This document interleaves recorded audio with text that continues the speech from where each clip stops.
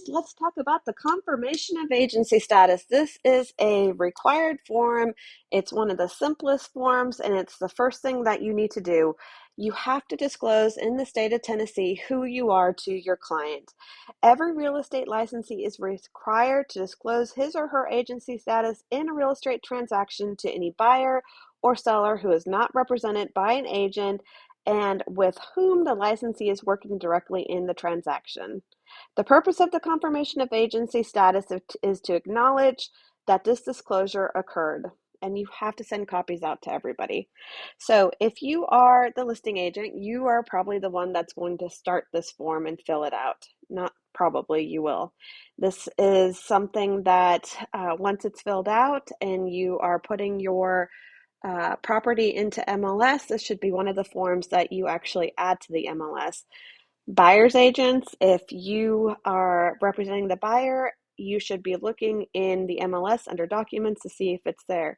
If it's not there, call the listing agent and request a document because we only need one of these filled out. At the end of the transaction, you should have one confirmation of agency with the buyer and seller information and all signatures on it.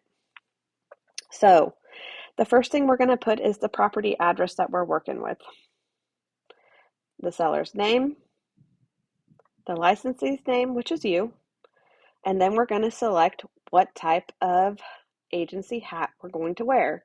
Are we going to be the transactional broker or facilitator? Are you only facilitating the transaction to get it to the closing table? If that's the case, that's what you're going to select. Maybe you're working with a for sale by owner and you have the buyer and they're going to be unrepresented. You're going to select unrepresented. Maybe the seller has more than one agent, so you're just the agent for the seller. 99% of the time, you are going to select designated agent for the seller or designated agent for the buyer.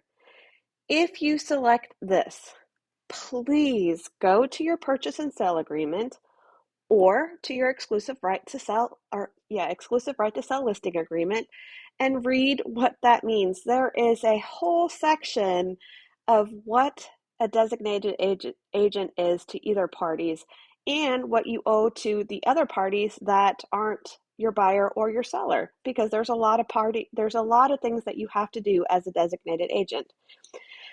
Disclose dual agency.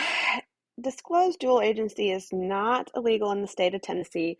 We do not do it at Keller Williams. The reason is because it's tricky and can be difficult for the dual agent to uphold their moral financial responsibility to all parties, creating a higher likelihood of a conflict of interest. And so we at Keller Williams select not to do disclosed dual agencies. This form has to be delivered to all parties. And you're going to have to all sign it. So here are your signatures. Once this is done, you will go ahead and turn it in to get it approved. So that was pretty much all for the confirmation of agency. If you guys have any questions, you can always email me or text me. I hope y'all have blessed days, and thank you so much for listening.